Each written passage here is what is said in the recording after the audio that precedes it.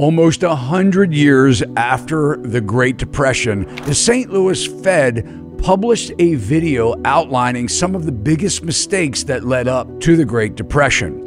And during that period of time, the stock market crashed over a 3-year period and lost about 85% of its market value.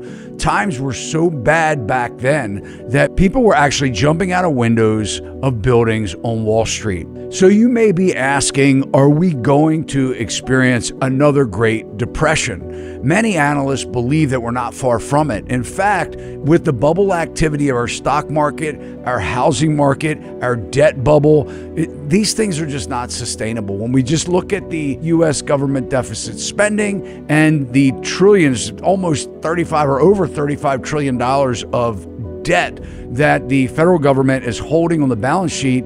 And now we're starting to see the lag effect of the last 15 years of what some may say is bad policy. Maybe you could form a better opinion of what you think will happen next after watching this interview with my friend, Adam Taggart of Thoughtful Money. I hope you enjoy the show. Adam, I'm so glad that we could jump back on in this podcast as a follow-up to our last Tuesday Night Live, which was great, by the way. It was a long one, 3 hours, but my friend Cliff was on the show, and one of the things I just felt like we didn't address all of the questions that I had for you, and I know you had some things that you wanted to talk about the current state of our economy.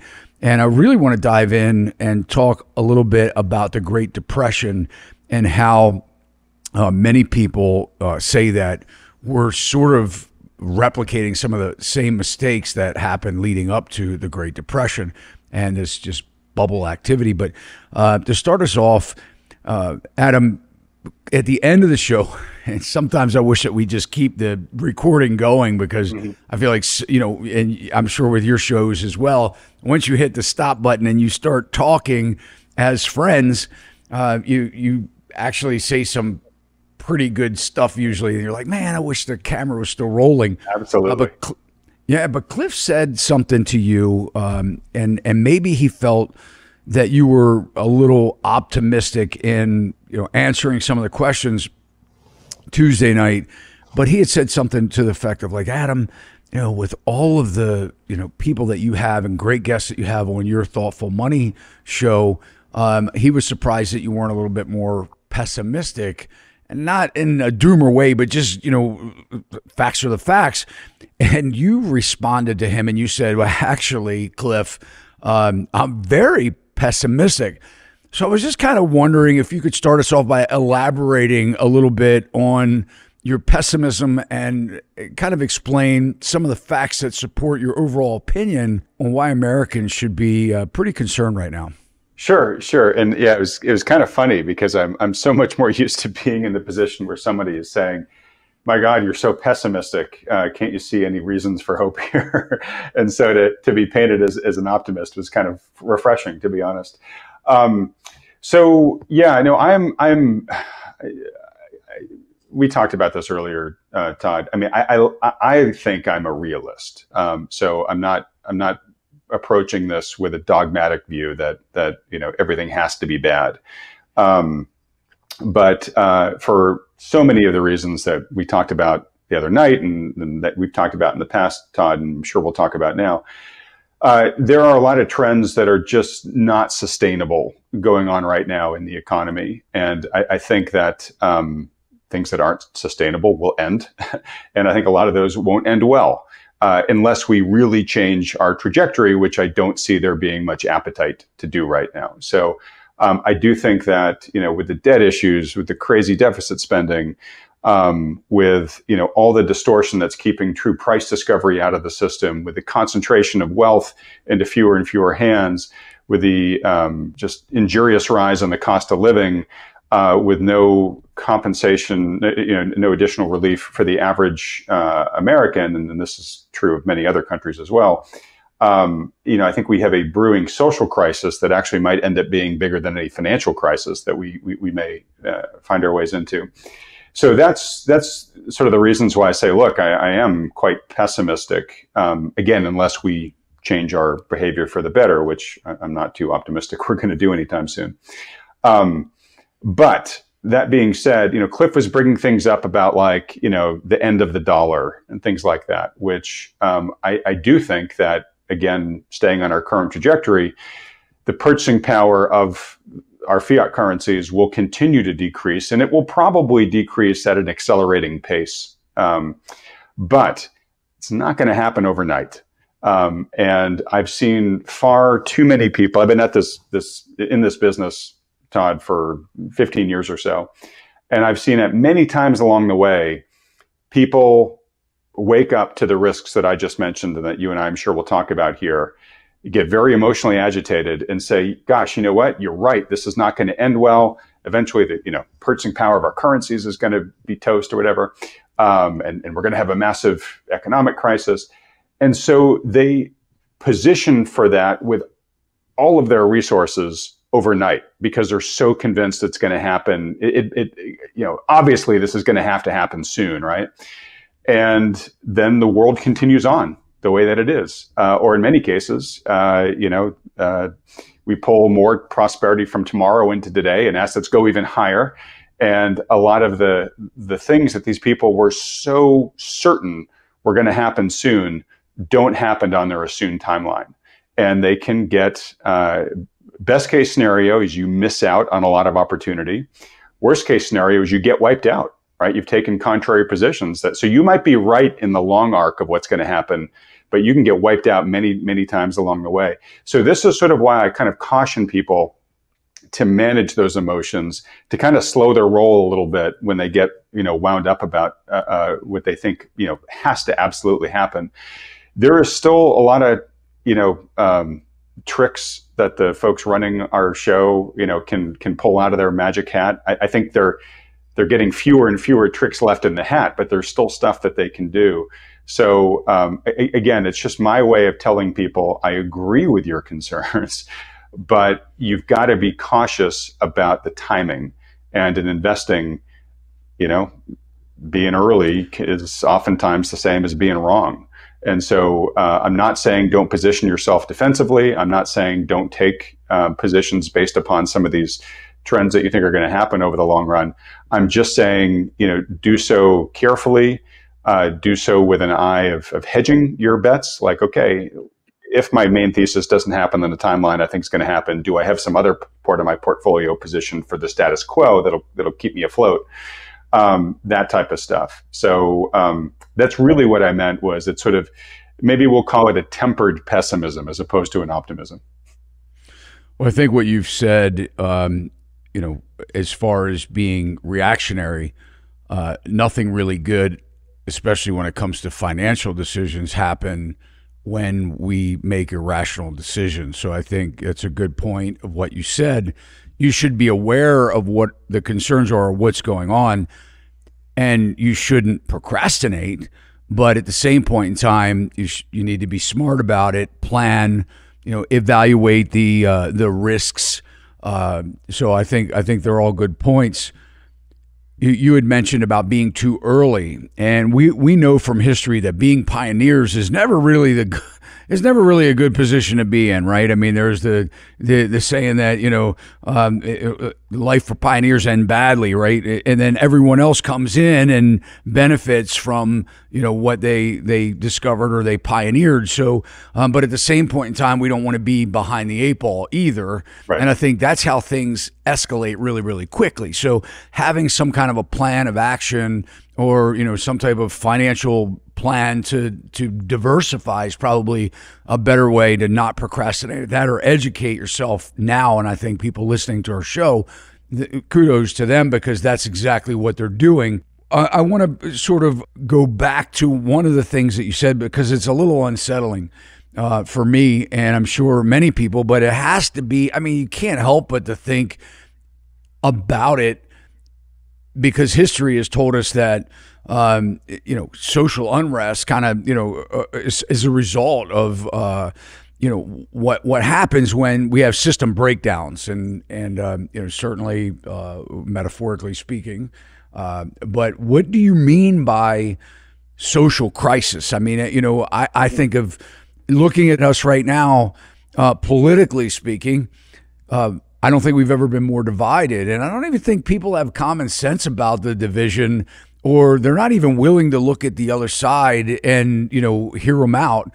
Certainly there's extremes on all sides, but there are a lot of intelligent people on, whether you're looking at Democrats or Republicans. I mean, there are some sensible, reliable, intelligent people that, and then we have, certainly the extremists. So kind of, what do you mean by social crisis that concerns you? Sure. The sad part is there's a lot of different dimensions by which I could see us having a social crisis. So it's not just one; it's multifactorial. So I guess let me start this way, which is, there are experiments that they've done on rats where you put a rat in a cage and you deliver electric shocks through the cage. This is something that a former business partner of mine used to cite a lot. And if you do that, eventually the rat gets just demoralized. He's getting shocked. He doesn't know why. And he just kind of curls up in the fetal position and just lets himself get shocked more and more. He just gives up, basically, right? But if you put a second rat in that cage and you start administering the shocks to both of them, the rats will just attack each other.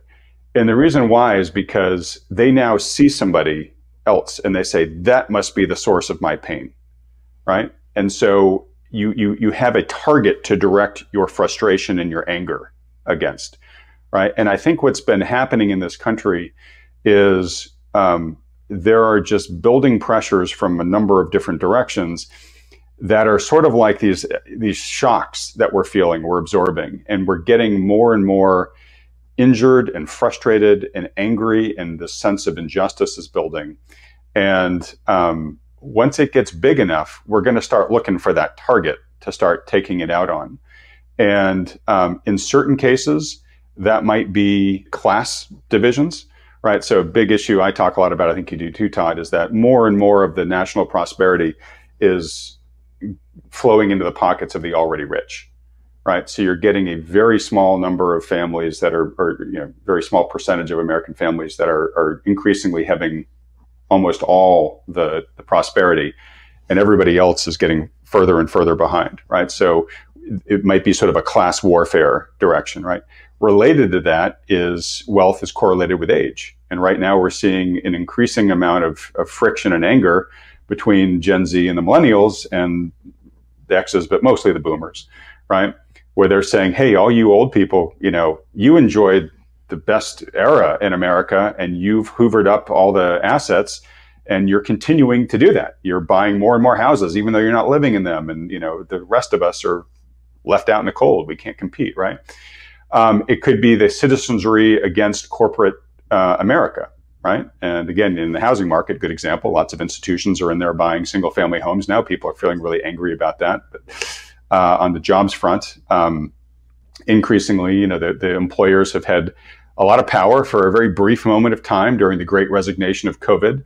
Labor got a taste of having some additional power, but that's basically been bled away again. The quit rate has normalized at this point in time. As we get AI coming into the mix, right? And we have outsourcing, we have software and robotics, but now, AI is going to be a catalyst here. Increasingly people they're just going to lose jobs to technology, right? And so there's going to be this sense of like, oh my gosh, corporate America is just turning us into batteries for the matrix, right? That's pretty much all we're good for at this point in time. That could be it. I also worry too about kind of neighbor on neighbor antagonism. So we were talking a little bit last night, Todd, about how the difference if you have a pension versus not right now, it's massive. Right. And so if we get to the point where you and I think we might get to where, we start having a downturn in the system and some of these pensions need to get bailed out, are people going to feel happy who are worried about their own retirement prospects, that their taxes are going up to bail out the pension of their neighbor, right? I mean, there's so many ways in which we as the lab rats, could potentially, so many different parties that we could be going after and targeting. And I just don't see a lot of, for all those trends I just mentioned, I don't right now see a lot of probability that they're going to moderate or reverse in the near future. If you ask me like, oh, well, what could make this better? It's not easy to come up with great answers to that. So those are sort of what I mean by social crisis. And let me make one last point on this in regards to sort of AI and the economy, which is this is something we've seen before in history. There's actually a term that economics has for it called technological displacement, and it basically says, look, if a machine can do technology can do the job better than a human, you should switch to it. Right? It makes economic sense. But you have to be careful at the pace at which you do it. If you displace labor at a faster rate than you can find another productive use for it, you end up creating this big idle society that's doesn't have income anymore and doesn't have the ability to go make enough money. And you end up creating a social crisis, the cost of which is greater than the benefit that the new technology is offering. And I think right now with AI, the world is just hurtling towards, as fast as it can, towards an AI future. And I mean, there are questions around AI itself that we haven't fully addressed yet, but a big one is, what are we going to do with all this displaced labor, right? So I'd see lots of different ways in which which probably combine together to create a social crisis that is really the combination of a bunch of different fires. I've never heard social crisis described this way, and I couldn't agree with you more. I mean, when I look at the comments on our channel, you get them too. Mm-hmm. Being in real estate, when I'm looking at the millennials and the Gen Zs now that are unable to buy a home, heck, they're unable to pay rent. I mean, they're moving back home with mom and dad. They are blaming the boomers and Gen X for their current state and, financially. And I'm not saying that, look, that's not good to do, right? When we're playing the blame game, we have to be very mindful of where's this stemming from and what are the root causes, because clearly the boomers didn't make your life miserable. If anything, I feel like we've been more soft on our kids because we don't want them to go through the hardships that we went through. And so I think it's, properly identifying the root of it. But when some of the things that you said and just things that come to mind, you had said something about the employers and the employees. I mean, we're starting to see this, blaming their employers. Now, we have to look at the root and say, well, the employers, in a capitalistic society, they're trying to do better for their company, right? For their shareholders, for their partners, for their employees, for their clients. But landlords and tenants, I think about that too. I think about how, they're weaponizing the tenants against the landlords. And I say with these regulations, government regulations, it's not the landlord's fault that they put themselves out on a limb and bought a house and tried to make it nice to put a tenant in there. But why are we telling tenants that they don't have to pay their landlord? So where's the root of this coming from?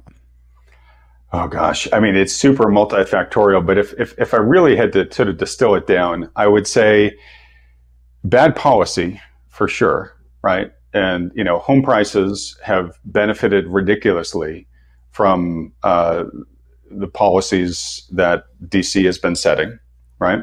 ZIRP, it's nothing better, right, for a homeowner, right? What ZIRP does to home prices, right? So these bad policies have created great distortions, right? Distortions and deformations. So we have a lot of asset bubbles that are, as a result, it's not just housing. It's I think, all financial assets are very richly valued right now. And in large part, that's due to intentional intervention, and what I would consider to be flawed policy. You know, on the corporate side, yeah, I'm a big fan of capitalism, but you know, I don't think we have true capitalism these days, right? I think we have corporatism, which is probably the best way to say it, but I call it captured capitalism, where you've had the most successful players reinvest their advantage to slant the playing field even further to their advantage. And they'll do things like, you know, lobbying for specific laws or regulations that help them and increase their moats and stuff like that, right? Over time, you know, corporations have been able to set the stage with the laws and our system to really favor capital over labor. And I'm not trying to make a Marxist comment here, but just capital has definitely had a lot more power than labor, and so that's made it harder. When you look at the increase in real wages over the past couple decades, they're not super impressive, and they pale in comparison to the increase in corporate profits, right? So there's just lots going on there. Now, you know, in terms of, you know, there's cultural things too, right? You know, you're absolutely right, I think. So let me put it this way. I think the younger generations have many valid points. Like, I think things are legitimately tougher for them to get ahead than they were for my generation or the boomer generation. So I think that's very real. Now, there also are cultural, you know, things where, yes, the helicopter parenting and the coddling and all that stuff, it's very, very true. And you can blame them for it, but you can also blame us as the generations that raise these kids, right? But I think the bigger issue is we've really lost something, and we touched on this the other night in our conversation, Todd, where culturally we have come to worship more material goals, right? It's all about accumulating more. It's all about how much can I get? Even if I have a lot, I need to get more, right? Where what we've lost is a sense of purpose, and around this, I think, a sense of national cohesion too. And where I'm going with this is I did an interview a few weeks back with Nicholas Eberstadt, who wrote the book Men Without Work, America's Silent Crisis. He wrote that back in 2019, I think, so pre-COVID, right? And what he observed by looking at the data was that there was a surprisingly large and fast-growing cohort of working-aged men, able-bodied working-age men, ages 25 through 49, who were intentionally stopping looking for work. They were just checking out. They were just saying, you know what, it's just too hard. There's not enough in it for me. I'm literally just going to, you know, kick around at home because it's better, right? I'm not going to get much more than that if I sweat for, you know, some boss somewhere. So I'm just going to hunker down at home. And, you know, and this is not related to America, right? They have got lying flat movement in China. There's a Japanese term for this. I can't remember what it is, but we're seeing this in other countries as well. So anyways, in talking to Todd, I'd interviewed him about a year prior, but we did an update a few weeks ago. And that number has now jumped to 10 million able-bodied working-age Americans, and it's now 7 million men and 3 million women. So now women are beginning to join this cohort. And so these are, you know, working age, 25 to 49, like I said, generally unmarried. So they don't have spouses, they don't have kids, they're not forming families. And sadly, a very common element amongst them is addiction. About half of them are taking some kind of pain meds, and their screen time is through the roof. So these people are just kind of becoming, you know, failure to launch adults who basically are, you know, in most cases living with family or living with a significant other who's kind of willing to you know, pay their subsistence needs. You know, a good chunk of these people are getting some sort of government support. They're trying to get on disability or whatever. They're tapping whatever they can in the social support system. But where I'm going with this is we have this is an extreme example, but we have this culture today where people feel like the system isn't working for them, that it's working against them. And this is where I kind of go on the sort of, we've lost our sense of national cohesion. We've lost the sense of prioritizing purpose per se over material gain, right? Where what you did for a living kind of defined you, and yes, you want to work to be able to meet your essential needs and stuff like that. But at the end of the day, you're working because you're a productive member of society and you get a lot of value out of that. You're not looking around and saying, well, do I have X dollars more than my neighbor? And that's the name of the game here. And look, I'm a capitalist. I love money. I'm not saying to go after it, but on my channel a lot, I mentioned this a lot, which is if you go on YouTube and you type in centenarian advice, this is interviews they do with people who have lived to be 100 or older. And they ask them, hey, you've done it. You've done life. Like, what really matters? They all pretty much say the same three things. It's quality relationships.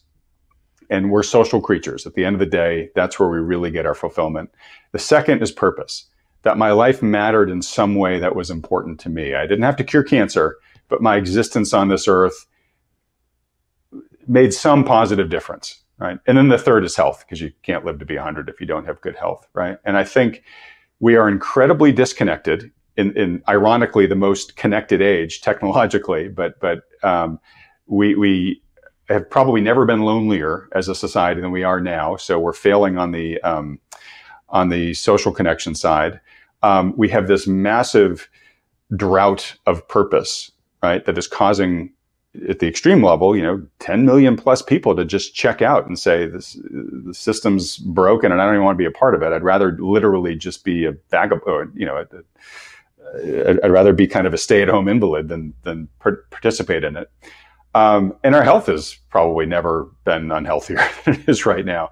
So we do have, in addition to all the financial issues that we mentioned, we have these cultural shortcomings that are definitely working against us here. So I guess I'll take a breather here, but those are the things that I spend a lot of time focusing on. I haven't read the book. I'm just kind of curious, and maybe the book touches on this, but let me say two things. I want to get back to your comment on capitalism, sure. But going along with the book, and interestingly enough, I mean, I know a lot of men that fell into this category to where they don't work.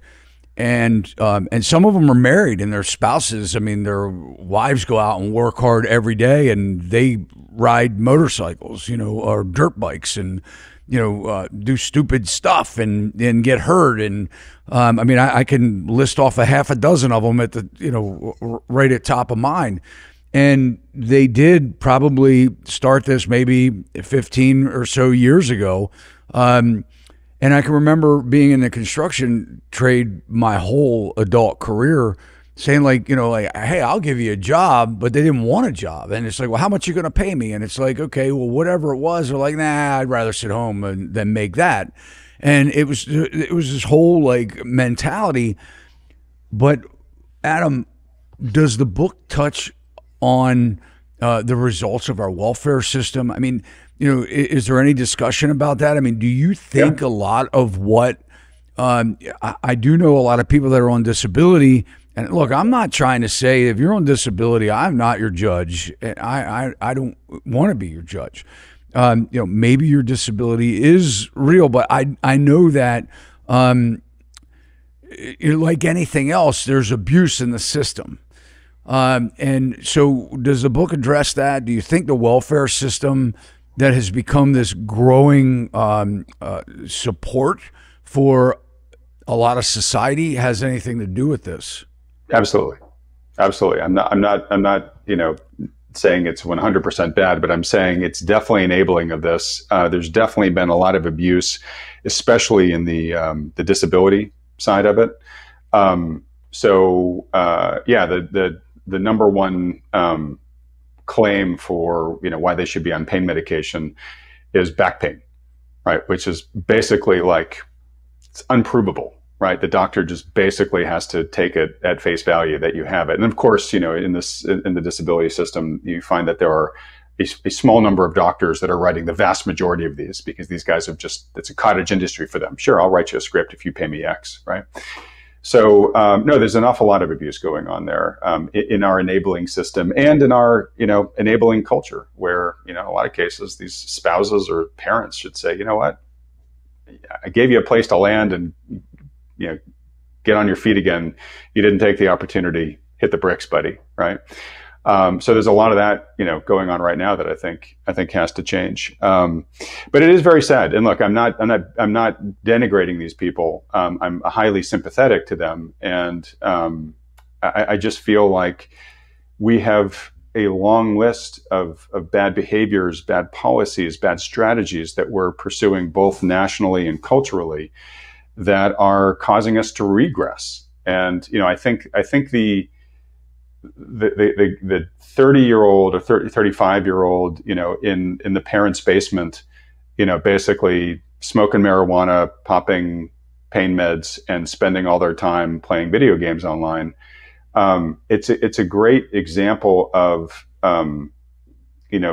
sort of the direction that we're headed in if we don't change our behavior. And I made this offhand comment talking to Eberstadt, and he really liked it. He was like, "You should coin this."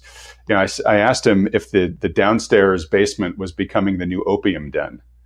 And he said, yeah, it really is. And I sort of liken it to like a black hole, where the further you go into a black hole, it takes exponentially more energy to try to get out of it. And a lot of these people, I asked Nick, so are we having a lost generation, maybe even several lost generations here to the downstairs basement opium den? He said, absolutely. It's like the damage is done for a lot of these people. Sadly, it's going to be super hard for them to change their own behavior, but even just trying to claw back out in the workforce after having been out of it for 10, 15, 20 years doing nothing, it's going to be really hard to find somebody that wants to hire you because you don't have a lot of demonstrable skills, right? So I feel like, we as a society we're heading further into the gravity well, not away from it, right? And the further we fall into it, it's going to get harder and harder to get back in the trajectory we want. So anything we can do now to try to give us more thrust, to actually get us forward momentum, is going to be really, really needed. And I just don't see a lot of decision making to try to get us on that forward, to get us enough thrust to start moving forward again. Well, I mean, we have to decide that we need to show some hard love. I mean, as a parent, you describe, hit the bricks, get out on the street. You can't stay here anymore. I mean, there's a reason why birds, abandon their babies in the nest, right? Or kick them out of the nest. It's like, it's time to fly. And of course, it's sad is some won't fly. Well, most will. And I think that, if we're pushed, we'll be okay.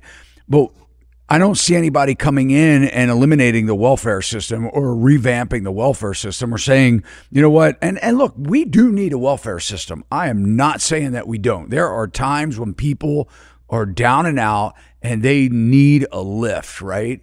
And I think as society should offer that. It's sad that we can't do that, like you had said, having those with talking with people that have made it to 100 years old that can share advice, saying, look, community is important, having caring about people, loving people, having them do the same thing for you. We should be doing that for ourselves. I don't think we should be looking for government to solve our problems or our issues. I think it's proof that it only gets worse when they do that, because it gets complex, because these are just people. I mean, and that's the thing. People are flawed. We're all flawed. We have flaws. So when we're expecting people to come up with these solutions for other people, it's not going to go well most of the time. Let's talk back about capitalism, because, you said something that is really, man, it really drives me nuts, because a lot of people say, and look, you said it, no matter what side of the aisle you're on, whether you're on the, a Democrat, a Republican, or an independent, no matter what it is, they're people too, and they're flawed. But these are people that have had support to get into office, right? Mm-hmm. I mean, you talk about lobbying. How about campaign funding? Hey, look, that's not capitalism. you get into office and, I sell this widget and I want you to rewrite the laws to, make my widget mandatory. And you're pushing these narratives and these agendas. That's not, in my opinion, we have a right to be not okay with that. Right. We have a right to say that's not okay. You don't push your narratives because you were able to help somebody get into office through funding. And the same thing with lobbying. I think that's a bunch of bull, right? Why are we lobbying? Now, if we're lobbying for human rights kinds of things, and obviously if somebody's, being excluded or offended or, let's look at that. But to get your fire suppression widget or your green insulation or whatever it is that we find out years and years later when the new administration comes in that was bad, right? That was horrible product or whatever. There's no recourse. Let's talk about bubbles, because we know that something has to give. And I hear what you're saying. You said, you don't think, and I don't either, that one day we're going to wake up and the news is going to admit that the dollar has vanished, and now we're all screwed. Like everybody's broke. But however, the Great Depression, there was a period of time where peak to trough, the stock market lost, I think, 85% of its value. So that was over several years, not overnight. Mm-hmm. But you spent some time on Wall Street. You worked in corporate America, which, by the way, we haven't even really talked about your position. We touched on it in a prior podcast about, the large position that you had with Yahoo, and which is extremely impressive. We never really talked about why exactly you gave that up or got out of that or whatever. No. It may not be something you want to share, but you spent a lot of time on Wall Street. Are we in a stock market bubble? Let me clarify. I spent, I think, enough time on Wall Street to be able to understand it enough. It really was only a couple of years where I actually worked in Manhattan and, worked as an investment banker for Merrill Lynch. I just don't want to oversell my Wall Street career. Are we in a bubble? Simple answer, yes. I think we have a number of different asset bubbles of varying different sizes. And I think the system is desperately trying to keep them going. And I think it will ultimately fail. I think reality will manage at some point to intervene. The challenge is, and this goes back to sort of my early warning, this stuff can persist oftentimes much longer than you think, right? And everyone's heard that old adage, the market can remain irrational longer than you can remain solvent, right? And this is, again, why I caution people from taking like really impassioned positions, especially on the short side. In the best case of scenarios, to make money being short, you have to be really good / lucky with your timing. And so you have to remember that every power player is doing everything they can to keep the status quo going. So if you're betting against it, you're really betting against everybody that has power and influence. Now, I think that you can't keep something unsustainable going forever, else it wouldn't be unsustainable. So I do think, in the environmental space, there's this saying that says nature bats last. And I think that's true in the economy as well. Like, Todd, you and I were saying this the other night. Like, if everybody just took their hands off the system, we would have massive instantaneous deflation. Like, the system so badly wants to clear out all the bad debts. It wants to get true price discovery down to an equilibrium, right? And that would just be massive. We'd see tons of debt defaults and we'd see a lot lower prices in many areas. But it's not happening because the entire system is working to try to prop things up. And like I said, they still have other tricks that they'll pull in here before all is said and done. And I think what will happen is it's not going to be binary. Like, the system's working and then we wake up one morning and it's, devastated. We're going to have episodes where reality begins to intervene itself, and then the power players step in to try to wrest it back, and they probably do for a little bit, and then we'll fall some more. And, and even, all the bear markets of history, some of the biggest market rallies happened within bear markets, right? It even happened back in 29, right? We had periods where the market rallied super hard and everybody thought it was over, and then it fell another 50%, right? So I think it's going to be more like that in terms of the trajectory, where they will slowly lose control, and then, like Hemingway, you had to go broke. It's slowly at first and then all at once, where eventually reality will begin to win out. We'll have some of these failed attempts to save the system, and then there'll be a big flushing out event. And then hopefully we'll be at a better baseline and there'll be real value. And then we can, step back in and make real money more confidently as investors. And hopefully, this is, Todd, where I maybe have a bit of a perverse optimism. There is a great old quote from William Churchill when asked about what he thought of Americans. He said, "I love Americans. You can always count on them to do the right thing after they've exhausted every other possible option." Right. And I kind of think like that's what we're going to do, like positive reform. I do think we'll eventually get to positive reform in a lot of these issues. It's just going to be because we're going to be forced to, right? It's just going to be, it'll be once the pain of continuing the status quo becomes greater than the pain of change to the system. It's only until then is when we're going to make these changes. So we're probably going to need some pretty big breakages, some pretty big losses. But then people will say, man, you know what? There's got to be a better way of doing this. And at that point, that opens the door for real positive reform. And that's when the electorate hopefully will finally seize the mantle that it needs to and say, hey, you know what? We don't need to vote for the guy who's promising to give us immediate relief today that may, actually have a much bigger cost in the long run.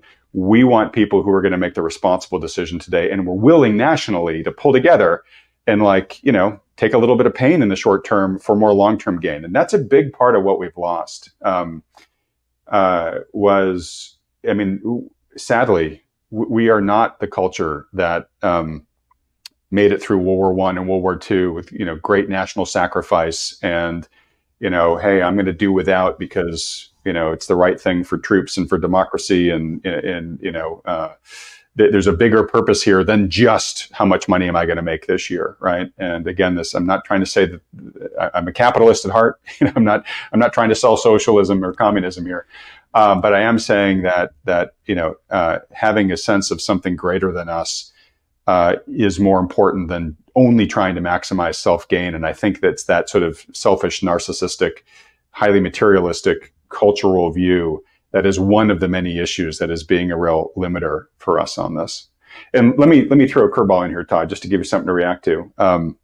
Because I was having this conversation off camera yesterday, and I guess it wasn't with you, but it was somebody else. I'm a pretty big fan of the concept of national service, right? Like they have in many other countries, where for a year or two, you are doing something to help, build the prospects of the country that you choose to live in, right? We benefit from all these freedoms and these opportunities here, but it's an extremely small percentage of our population that actually is, paying the price to defend them, right? And so I'm not just talking about military service. That could be one way to do it, but it also could be, AmeriCorps type of thing. We can be rebuilding bridges here. We can be teaching in our school systems and all that type of stuff. And I think not only would that give us a sort of shared sense of investment in the country's prospects, so we would take our responsibilities as voters and citizens more seriously, but it would also, to a lot of the more toxic issues that we listed earlier, you'd be out there, one, developing skills of some sort, right? That would increase your prospects to get a job in the future. But you'd be spending time with people from all over the country and realizing by doing so, yeah, we may come from different backgrounds. We may have different ways of seeing the world, but we're all people. And, a liberal from, a very blue metropolis can actually learn to live alongside a conservative from a very rural part of the country and realize that, hey, yeah, we don't need to be as divided as things, the polarizing media environment tries to create right now. Like we're all in it together. There's a lot of cultural benefit that would come from things like national service. Yeah, I love that. And, we do see it when we have national disasters and, things happen where, people drive across the country to, help and volunteer. But yeah, why does it have to be that, why does it have to be after a crisis for us to do something like that? I think what you say, certainly makes a ton of sense. I think it goes back, though, to the book that you were describing, where we have, this cohort of individuals that, isn't working and, is staying in their mom's or dad's or parents' basement, taking prescription medication, and go spiraling further and further down in the black hole. I think what happens is a lot of people just get, look, I'm a Gen Xer. And, when I look at growing up, we didn't have the things that, we have today. We did things like hung out, had conversations, bounced balls off of brick walls and enjoyed each other's company. None of it required money, just FYI. None of it required money. And in fact, we didn't have any money. I was pretty, I wouldn't say that we were poor as in, no plumbing. Right. But we didn't have extra money. I had to work for everything that I got, and there's nothing wrong with that. But I guess what I'm trying to say here is that I kind of feel like we've just had this expansion of government overreach to where people just get discouraged. We didn't have somebody spying on everything that we did, where there was no privacy, and that we couldn't, have private conversations without some device listening to us, or that things were just pushed on us, whether, quite honestly, whether we wanted it or not. So I think that, a lot of what we're seeing is a result of people just giving up. Because they're like, why should I go out and try and be the haves or the middle class when it's just being stripped from me, or I do all of this and now I'm working 3 jobs and I still can't afford rent, or I can't afford to buy a house. Yeah, sorry to interject, but I do think that you're putting your finger on what I think is the center of the axis that this whole conversation revolves around, which is more and more, a greater and greater percentage of society is tipping to the perspective that society isn't working for me, it's working against me. And when it's basically a breaking of the social contract. And when you get to a critical mass of your society that no longer believes the social contract is in their interest, only bad things happen after that. And I feel like you're very accurately saying we're in the danger zone where a big enough part of society is beginning to tip into that despair. Yeah. And I don't know, and again, we don't want to think about what happens when we have those kind of breakdowns. Obviously, what we need is great leadership. What we need is courage. What we need is, people to stand up and be leaders that we put in office to do for the people, not for the lobbyists or for, these agendas that or these corporations that only want their best interest, not everyone else's best interest. And I don't know what the answer is. This is a much bigger issue than me. And, quite honestly, depending on what you believe in, this is how the story goes. And if we look in history, this is nothing new. Our founding fathers broke free of, from the kings to have freedom and have, government that works for the people and not that dictates the way things are going to go. Our whole founding principles are against dictatorship. And I just feel like, and like you said, pinning each other against one another against each other. And, whether it's this person or that person, to be quite honest with you, I look around and say, why can't we get, more people to stand up that want to be presidents. The president of the United States. Why can't we do that? And it's because the system doesn't want it. I mean, that's the bottom line, because, what they want is a figure while all this other stuff is happening around it.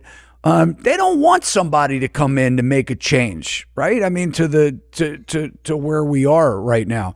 And I think that sucks. I think it's a sad state of affairs. And and where we are, in our society of being and hating each other, that's just not that's the farthest from the intention. You know what, Adam? We have no community anymore, man. Mm-hmm. Everybody. What we have done is teach people how. And look, we were meant to do a lot of things by ourselves. As individuals. I mean, maybe reading a book by yourself, or, maybe going for a Sunday drive by yourself, or, going to the mountains to clear your head by yourself. But existing was never meant to be done alone, right? Living and existing. That's why social relationships are number one on the list of the centenarians. And what do we have the least amount of? I mean, if we had to poll people, I'm in real estate. Man, this is like... I can't tell you how many times I have said to people, like, hey, who's your neighbor across the street? Or do you know somebody, next door neighbor? They lived in a house for 20 years. They haven't even talked to their neighbor across the street. They wave or whatever, but they don't know who they are. Are you going to be able to count on somebody if all of a sudden we have a power failure, a grid goes down, whether it's a solar flare or something else? Do we have a community? Because let me tell you something. If you don't know your neighbor, you don't know whether you can trust them or not. So I used to run these conferences for a previous business for many years. And we had this concept of wealth that we called the 8 forms of capital. And, financial capital was one of them. Money was part of it, but then there are all these other aspects to wealth. So there's living capital, like your health and the natural systems you depend on for your food and water and stuff like that. Right? That's one of them. Material capital, those are the things. Emotional capital, do you have the mental ability to deal with tough times and not just crumple, when adversity arrives, right? But social capital was one of them. And we would have these live in-person conferences where people would fly in from all over the world. And at the beginning of the conference, we'd have them fill out a survey rating their level of preparedness on each one of these 8 forms of capital.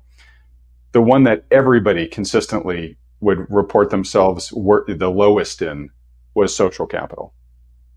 Right, pretty universal, very sad state of affairs. So I'm just confirming what you said, where, we have become a society where we have been able to disconnect ourselves from some of the inconveniences of, previous modes of living. But at the same time, we've lost something really, really important, which is our connection to others and our sense of community. And I think we are worse off for it. And, we're seeing, talk a lot about this with Nick Eberstadt. We had these institutions that in previous generations in America really did serve as the glue, whether it was the church, whether it was community organizations, Rotary, Lions, Shriners, whatever.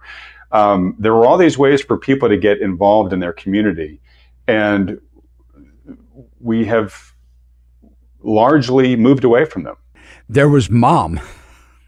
Yes, absolutely. I mean, it all starts in the house, right? Yeah, exactly. We had nuclear families, which we have many fewer of them today than we used to, percentage-wise.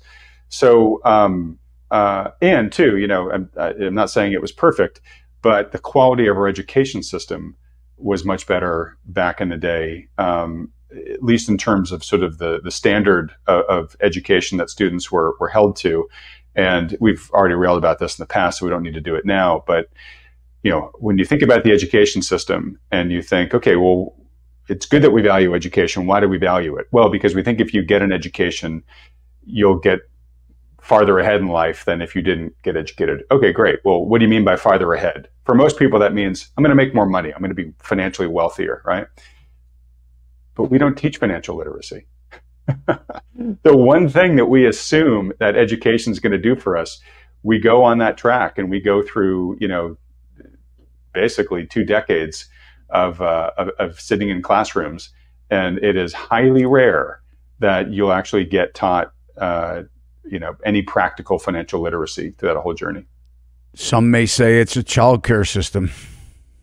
Yeah, I mean, I think in many ways, I've got teachers in my family who would say the same thing, to be honest. Yeah, it's just become a national childcare system, which is terrible, right? You've got all this human capital, right, that either could be better educated in a classroom setting, or it's not the right setting for them. So let's put them in the right settings. Let's reinvest in the trades. Let's put them to work. I think there's so much wastage of human potential right now in the current education system. And that's even before we factor in its cost, right? Which is basically creating debt slaves, oftentimes for getting no, practical, useful education through the process. So, so when I mentioned earlier, when you sort of talked about social crisis and what's at the root of it, Adam, it's so multifactorial here, but certainly a poorly succeeding education system is one of the root issues. I mean, a lot of it sounds like government overreach, honestly. I can't disagree. And generally, I feel that I'm generally a believer in the government, which governs best, governs least, right? But that being said, and I've had this conversation a bit, and we even trundled a little bit into it last night when we talked to Todd. But the way that I see it, and this is based upon having this conversation with a number of the experts on my show, is we have a system, the design of which actually works pretty elegantly. We're just not operating it elegantly. We've let it get corrupted. And very simplistically, the system is it's up to the populace to determine the values. Like, what are the things we value? What are the things that we want the system to do, right? And this might be educate us would be one of them, right? It might be, keep us healthy in an affordable way, right? Protect our freedoms, but keep us safe from these specific threats, right? Whatever it is, right? So our job is to define those values.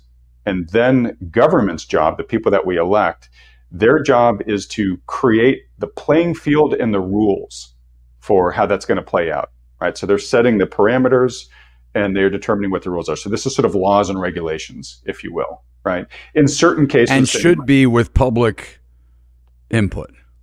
Yeah, well, and the input is these long terms. I mean, not putting somebody in office and letting them be in office for 30 years. I mean, there should be terms to this when we elect our governing body. There should be terms so that the people have continual input on what's going on. I'm right there with you, brother. So exactly. And then, and just to finish that point, and maybe in certain cases, it's the government's job, or we might determine it's the government job to build part of the playing field, right? So let's use the intercontinental highway system, right? Like that probably wouldn't have happened at that speed, at that scale, if it was simply left to private industry, right? I know there are some who will push back to me, but there might be certain things like that where we say it's the government's job. We want the government to do the initial, infrastructure building of certain key things. Well, we'll think of the things that the private sector wouldn't necessarily think of. I will agree with that. Yeah, and you got to be careful about overreach on this. I totally agree. But that's what government's supposed to do. They're supposed to sort of set the parameters of the playing field, be the referee, right? And then it's the free market. Within that, you just let the free market go hog wild, and it's going to, in almost every case, it's going to come up with the best solution for the problem, and we'll have creative destruction, make sure that the best solutions win out and the poor ones get, die off. And all it would fail fast, it would fail appropriately, or it would succeed appropriately.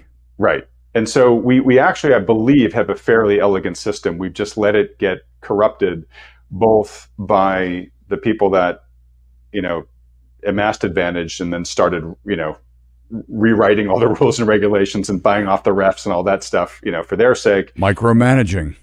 And then culturally, we've decided that, we don't like being on the downside of creative destruction.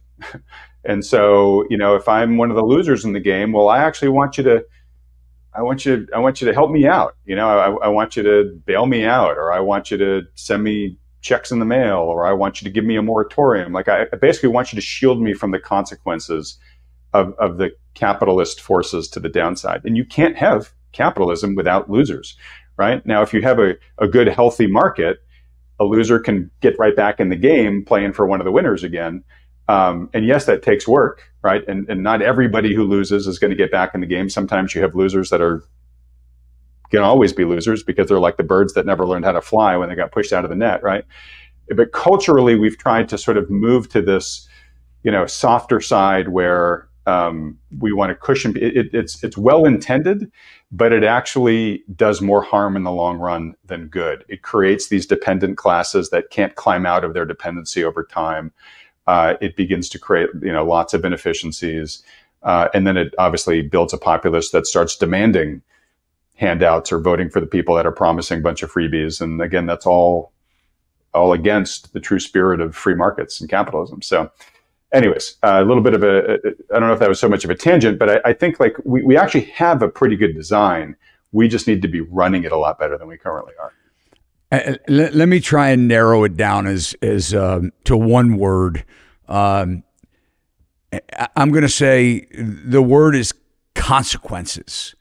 Mm-hmm. I'm going to use that word because if we look at the government sector and the private sector, when we're talking about the government sector, the consequences are a lot different than as a failure or bad policies or bad decisions that are made, a lot different than the private sector of these same mistakes. Are there consequences? I mean, unless you lose the election, are there consequences? Well, the consequences are that later in years and decades past, they come out and say, well, the policymakers back then made a big mistake. And what I mean by that, I want everybody, I'm going to drop besides all of Adam's information, I'm going to drop it in show notes, but I want to drop this stlouisfed.org page where they are talking about what caused or some of the causes that created the Great Depression. And, here, we can decades later, we can actually we can look at this kind of thing and see. But prior to the Great Depression, we had the Roaring '20s. So I want everybody to keep this in mind because, what we just came through after the GFC was sort of like a boom. We could call it, it's sort of like the Roaring '20s. But we also had a credit boom. We had a stock market boom. And on this webpage here, again, the link is below. The St. Louis Fed describes what were the major causes of the Great Depression. And among the suggested causes of the Great Depression are the stock market crash in 1929, and that was a collapse of and also a collapse of world trade due to the Smoot-Hawley tariff. Which people can research that, or Adam, if you want to talk about that. But it was government policies. Also, what's really triggered the Great Depression were bank failures and panics and the collapse of the money supply. I mean, so from September of 1929 to was the actual peak of the stock market through July of 1932. So right there, I mean, about 3 years, the market lost 85% of its value, stripping wealth from investors. People were jumping from windows, Adam, on Wall Street, out of Wall Street buildings. And so anyway, drop the comment there. I mean, is there anything that you want to add to that? Because I think that what we're just describing when we're talking about consequences is that when we're looking at private sector, and I do a lot of coaching to young entrepreneurs. And, I've been an entrepreneur for 35 years and it hasn't always been pretty. I've gone through in the housing market, a lot of booms and a lot of busts. And I can tell you, depending on how you handle a boom is how, determines how you come out of the bust, and the bust will always be there. So you're going to have a peak and a trough, and about every 10, 15 years, you're going to have something. But what I say to people a lot that are self-employed and they're struggling, because it's not easy, man. It is hard. You know it.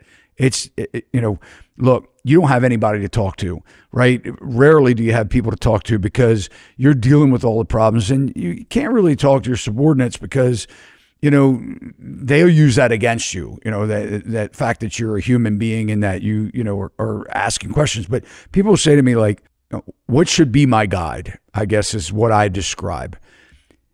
I look at it as, if you're self-employed, you're the CEO of you. Mm-hmm. And your shareholders are the people that you take time from or money from to do you. They're your spouse. They're your kids. They're your friends. These are people that are invested in you. They may not have a financial investment, but they're rooting for you and your success. They're allowing you to run with the ball in hopes. They're investing in you that you're going to make the right decisions. And because your consequences are their consequences, your failure or your success is going to affect them in a direct way. And that weighs heavy on an entrepreneur. And if it doesn't, it should, right? Mm-hmm.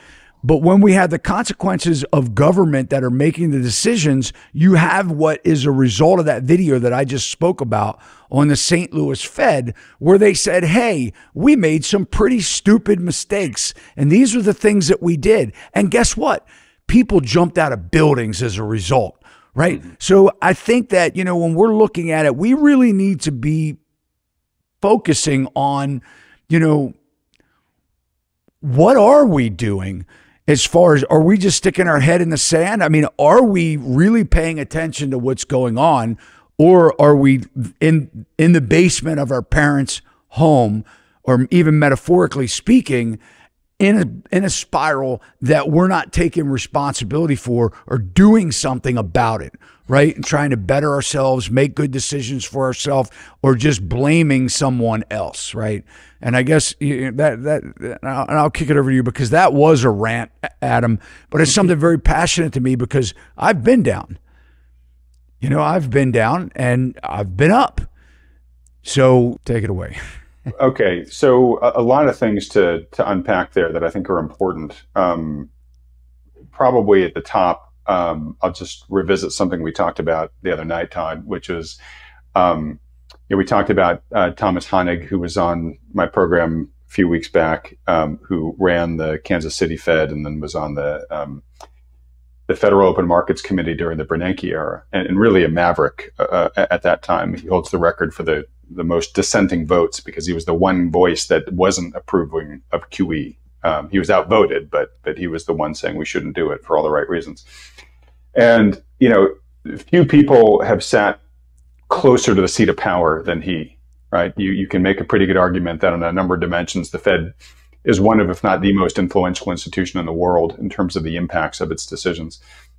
And when I asked him directly, what kind of track record do you assess the Fed has had in terms of like delivering on its mission and being a force for good in the world? And he basically was like, it's super mixed. It's like, we've made a ton of mistakes, and I'm not sure that in the long run, we've made things better than they would have been otherwise if the Fed didn't exist, right? And that's like as good as it's going to get, I think, with government. And so there's understandably like a lot of people just think, hey, Adam and Todd, I hear you guys, like, you're just worrywarts. If it were this bad, we'd be hearing about it from the folks running the system. And the answer is no. You will very deliberately not. There are certain things that people running the system either cannot tell you or will not tell you. And a great example is if we were going into a recession, Chair Powell would be warning us about it in his press conferences. Like, no, he wouldn't be, because if those words ever left his lips, right, we'd have the recession the next morning, because everybody would freak out and change their behavior, and it would become a self-fulfilling prophecy, right? And I cannot tell you how many times there have been public figures that I've interviewed who have said one thing when the camera was running, and then when it's off, they're like, okay, is the mic off? Okay, look, here's what I couldn't say, right? And so you have to, as an individual here, I don't want you to like give up your faith that government can actually ever do its job, but you have to, your plan A cannot be that the cavalry is going to rescue you, right? You have to be a self-determining champion of your own course in life. And you have to own that. And that's what an entrepreneur does, as you were saying earlier, Todd. So first and foremost, I think we do have a You could call it head in the sand. You could call it Pollyanna-ish. I just think it's kind of a lazy sense of like, well, government should and will figure that out for me, right? We shouldn't abdicate our destinies like that. We should say, look, my default is going to be that government's probably either not going to do a job or shouldn't even have a role in this. And I just need to do what I need to do to try to have the type of tomorrow that I want to have. And what do I need to work on hard today to be able to have what I want to have tomorrow, right? So first, I think that that's like an important shift. I also think culturally, as we were talking about earlier, we have this aversion to consequence now, right? We only want the good consequences, and anything bad, then give me a safe space where I can pretend that none of it exists. Right. And we've become like an allergic society to adversity, especially at the younger generations now. Right. This whole cancel culture, a lot of wokeism. It's so funny because the woke movement was titularly started to be a very tolerant movement, but it's actually highly intolerant of anything that doesn't, agree with whatever the dogma du jour is for it. And by doing so, by shielding ourselves from consequences, one, you can't do that forever, obviously, right? Reality wins out in the end. But by shielding yourself from consequence, you remove the biggest factor for progress, right? Failure is the world's best teacher, right? And there's two really important things that you take from failure, which is one, okay, the way I was trying doesn't work, right? So what's not working about it, and how can I break this down and analyze what to do differently next time? And you do that enough, you figure out how it works. Boom, everybody's better off because you've just unlocked value that you and society benefit from. Secondly, on the individual level, to be successful, you have to learn how to turn failure into a success, right? You have to learn that failure is not fatal, right? It just means you haven't figured out the winning combination yet. And as you get better at problem solving failures, your success rate of the things you do going forward in the future will get better and better and better, right? So by shielding ourselves from failure, we not only kind of condemn ourselves to more failure in the future, but we also just diminish, our value that we offer the world as humans, as individuals. So again, this is sort of one of those things where, just as a culture, we have to say, you know what? We got to start taking our lumps when we deserve them. We got to start taking the bitter medicine when we need it. And I do think that, the power players running the systems, they're going to get away with whatever they can get away with. At the end of the day, it's going to be the populace that forces to hold them to account. And so all of this starts with us being willing to make the cultural shift. And I'm not trying to sell sunshine. I don't think tomorrow society is going to miraculously come together in some way that it's not. But I think the more people that individually adopt the right behavior, collectively we become, better enough to then start collectively agitating for the things that we want to see.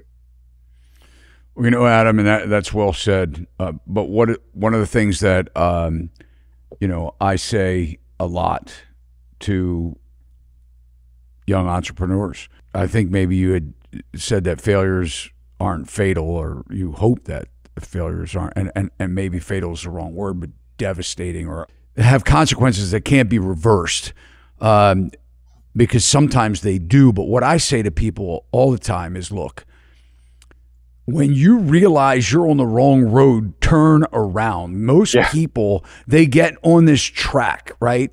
And they say, well, I've come this far.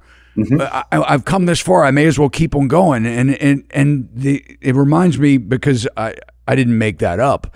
I saw a cartoon one time where a guy was, it was like a clip. And how us men, sometimes we don't like to stop and ask for directions. We get lost and we're like, we'll figure it out. We'll find it. Well, and our wives are saying, well, maybe you ought to stop and get directions or whatever. And this is before, guys, we had smartphones in our hands. And we didn't have a map of the area, right? Because maps, you used to have to stop off at a convenience store and buy the map of the county that you were actually traveling through. Or you'd have a world atlas. I know it sounds crazy, but anyway, so this cartoon clip is basically this guy finally stopping and asking for directions because he's out of gas. So the gas attendant says, they're making small talk. And the guy says, well, I'm trying to find such and such. And, can you tell me how to get there? And the guy stops and he scratches his head and he looks up the road and he looks down the road and he finally says to the guy, he says, "I'm sorry, but you just can't get there from here." and it reminds me of, when you realize that it's the wrong road, you got to turn around. You don't just keep going and keep spending money and keep trying to fix something that can't be fixed. Sometimes you just have to abandon the road, right, and turn around. And I don't think we do that enough. So that you're describing the sunk cost fallacy, which is that people get so fixated on the amount of investment that they put into something that they can't give it up, even though it's a doomed path, right? So no, absolutely. Your first loss is your best loss. Yeah. And really what I was talking about was, like I said, failure is the best teacher. If you are too afraid of failure, you don't take risks. And taking risk is actually what makes an economy thrive, right? You just want to get better and better at taking risks going on, right? So I think we are using the fear of failure too much in ways that force us to adopt behaviors that make us feel safe in the short term, but I think really diminish us in the long term. Yeah, by the way, your comment about you can't get there from here, that must have been a cartoon about someplace in Massachusetts. I grew up in old school Massachusetts where that, believe it or not, you heard that a lot. That's funny. Can't get there. So, yeah. Adam, I mean, obviously, we like to, sometimes we take criticism for, talking about things that are in a lot of ways unpopular. People just don't want to admit it, or they, depending on how they've been divided or split, they're not open to, thinking about listening to another point of view or another side. In kind of wrapping us up here today, you've given a lot of advice, and I love your work. Your interviews are fantastic. I'm grateful, and so is my audience, for the time that you have given us, afforded us to be on our show, to share your points of view, which are very valid, and your concerns. Kind of,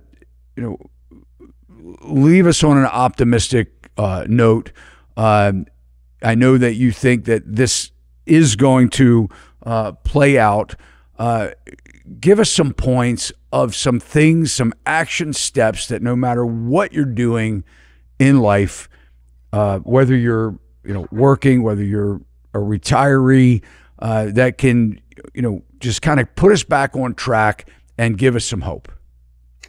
Okay. Simple. No pressure. No pressure. Yeah, no pressure at all.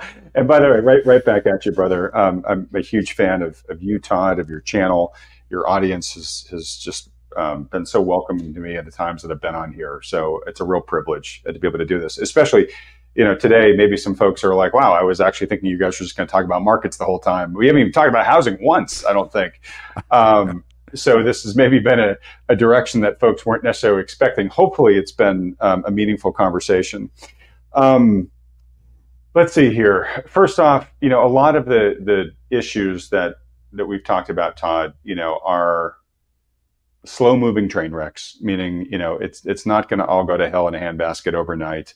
There is potential that smarter thinking might prevail on some of these things. So I definitely hold a lot of space in my head for the fact that things could improve at a faster pace than I think if we get the right leaders that are in there. And I think I mentioned this on the other podcast, but when I talked to Neil Howe, the demographer who wrote the book, The Fourth Turning, I sort of lamented to him the poor choice of leaders we have right now in society. And I'm not just talking about the presidential candidates. I'm talking all over the place.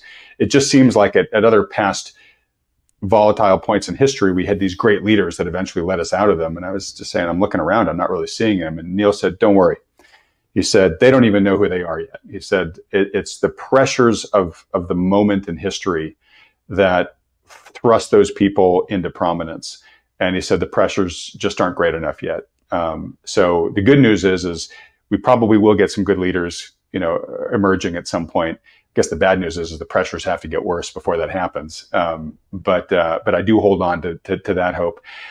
In terms of ways in which the individual can get better, and I really stress the individual, even though we've kind of been talking about society and a national level here, It all starts at the individual level. And look, everything involves risk. So if you're expecting change in the economy, change in politics, that's risk that you individually can't really control. You can have much greater control over your own destiny. And that's where I think the secret sauce lies.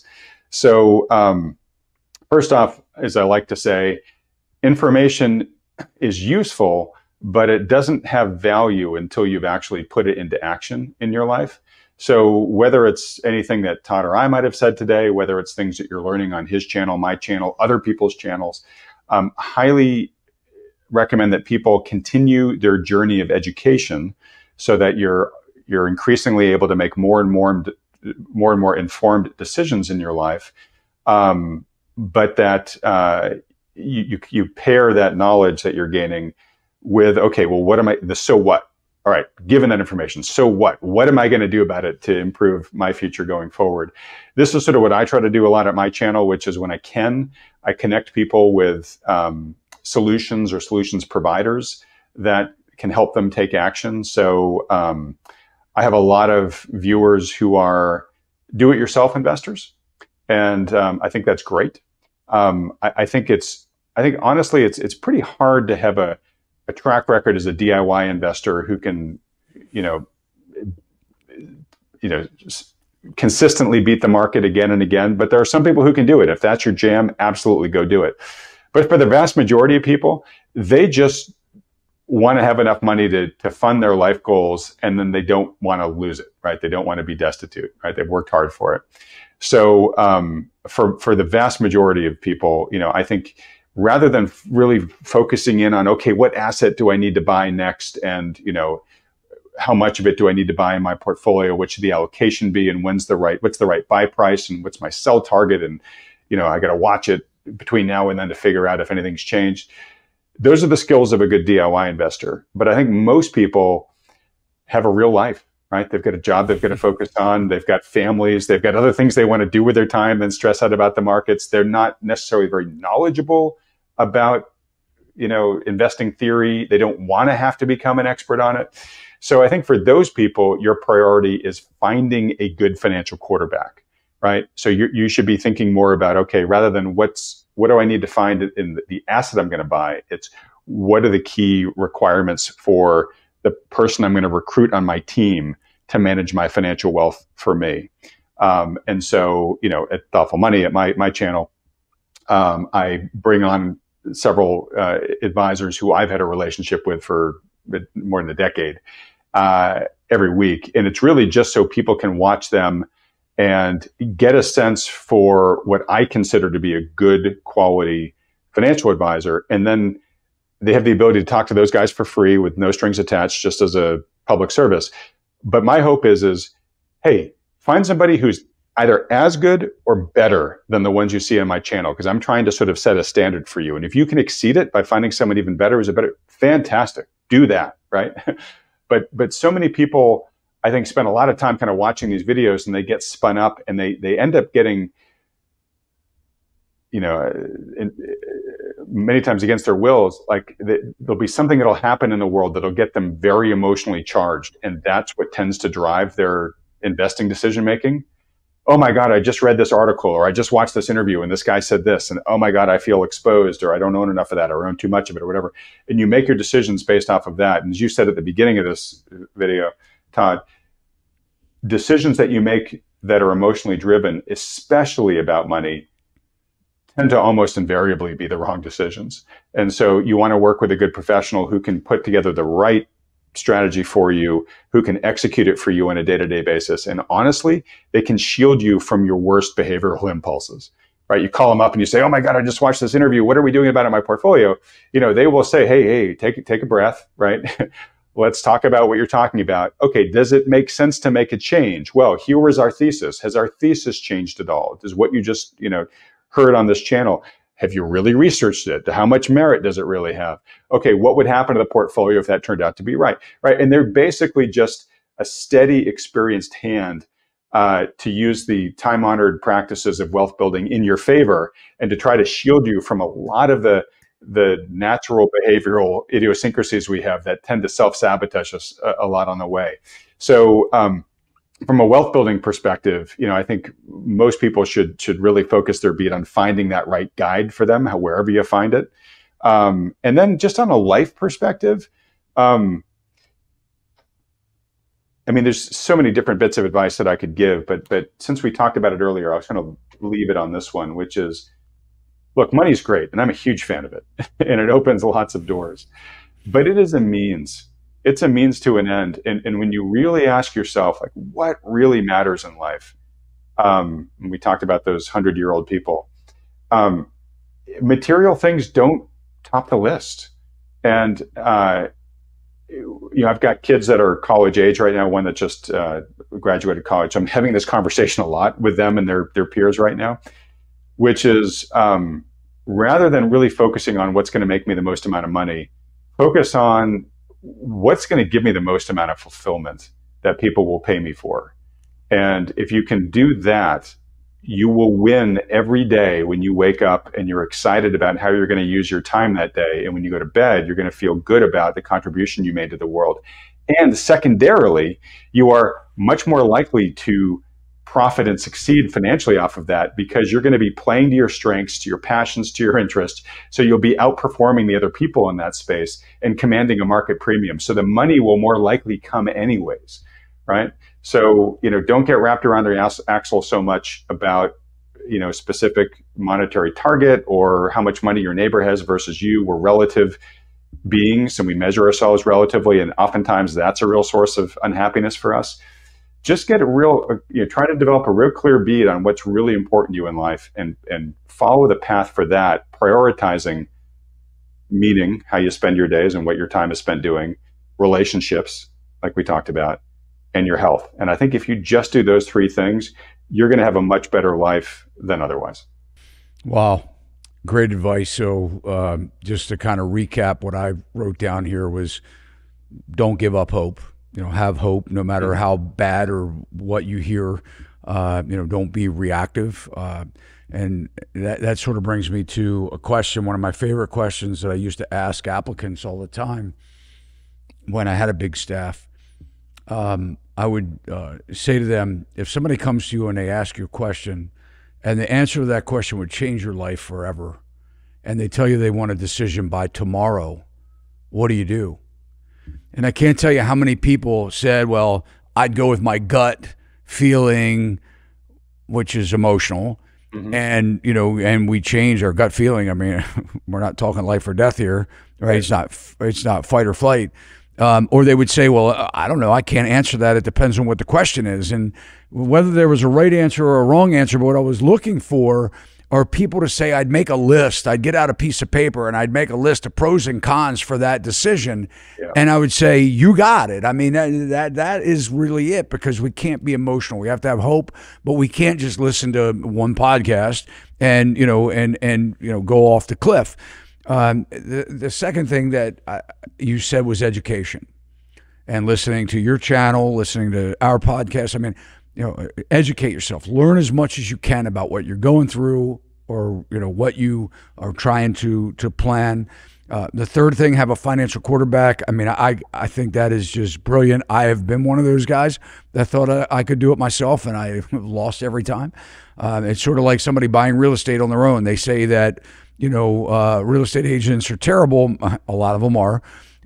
But until they go through the experience and are like, wow, man, I don't know that I could have done that on my own as successful as having somebody like Todd. I say that. 1,000% agree, especially with the Todd part. Yeah. Well, thank you. But the other thing is, you said fulfillment. Don't just look at the dollar, because there are a lot of people that are very wealthy that are miserable. I mean, if you look at some of the wealthiest people that died in hotel rooms, afraid to leave their room, they have one phobia after another. But Adam, I all just solid advice. And guys, I hope that you cruise on over. I'm going to ask you a favor. Yeah. Because the other night you had said that you would open up, and Adam, guys, obviously you've made it this far. Adam. I mean, he has his thumb on the pulse. He cares about helping people, and he is dedicated every week to providing value to his audience and his listeners. And he has a Substack. And, you know, I mean, look, as writers that are investing their time and their work, I mean, obviously they charge for their Substack. I think yours is not very expensive. I think $150 a year or something, I think is what I saw. Is that right? $15 a month. And actually there's the free version of it. So if you just want the free part, there's free. Yeah. But there is a, but you go more detailed in the paid version, and you Absolutely. Offered our audience a link to where they could get the free version with no strings attached. You know, the premium for 14 days or 2 weeks. Yep. Can you do the same thing for this show? Absolutely. So let me give folks two destinations. One, if you want, if you want to, you know, see what my videos are about to complement the videos you should continue to watch here for sure on Todd's channel, just go to thoughtfulmoney.com, and at thoughtfulmoney.com, you can see the latest videos. You can sign up for the free version of the newsletter. There's a newsletter link right there at the top of the page. And if you want to end up having a free conversation with one of the financial advisors I mentioned, you can also do that through on that page. But everything can kind of be gotten at thoughtfulmoney.com. But if you want to take advantage of the offer that I created out of just gratitude for Todd and for all of you for how well you've treated me on my appearances here so far, go to thoughtfulmoney.com/Sachs. That's SACHS, Todd's last name. And that'll offer you the 2-week free access to my premium Substack. And what you'll find on the premium Substack is if you're a free member of the Substack, whenever I've got something to say or whenever I have a new interview, I send an email out about that. If I send a new interview out, the free people get the video, but the premium people get my Adams notes, which are basically my cliff notes to the interview. So as a guy who's done, you know, hundreds and hundreds of these, it's a detailed synopsis of the key things that I took away from the conversation. And there's a bullet list executive summary. So if you don't have time to listen to the whole thing or read all my detailed write-up, you can just get the key points off of the bullet list. Or if you really want to dig into the full summary, you can read through there. Also, something that we just launched about a month and a half ago that's proven really popular is I talk to a lot of experts, as we've said, and many of them have a premium newsletter of their own. And so once a week, I get a premium publication from one of the many folks I interview, and that gets sent to my premium Substack subscribers. So this is folks like, it's Michael Howell from Capital Wars. It's Danielle DiMartino Booth for the Daily Feather. It's Alf Peccatiello from the Macro Compass. It's Darius Dale. It's John Rubino. It's Kevin Muir. It's Melody Wright on the real estate side. I'm forgetting. There's probably like another dozen more people here. But it's a long list of some of the more impressive people to come on my channel. And every week you're getting a sampling of their premium research. So if that sounds of any interest to you, again, just go to thoughtfulmoney.com/Sachs and you can get that 2-week free access to the premium side of things. And we've pinned that also in the comments. So definitely. Thank you, Todd. You're very kind. Adam Taggart, thank you so much. And look forward, my friend, to doing this again. And thank you so much for your commitment to keep everyone informed. Thank you. You too, buddy. And I'll do this as often and as long as you want. The sign of our discussions that I really value, Todd, is whenever we end it like we do here, I feel like I still got hours of content that I could be talking about with you here. It's a sign of a great conversation that this is a discussion I think it'll hopefully go on for years. I really appreciate your friendship and your partnership here. Likewise. Thank you, sir. Well, thanks for making it to the end. If you liked the video, you can let Adam and I know that you did by hitting that thumbs up. And if you haven't subscribed to Sachs Realty's YouTube channel, please consider doing so now. Hit the alert bell. You'll know every time we upload content just like this.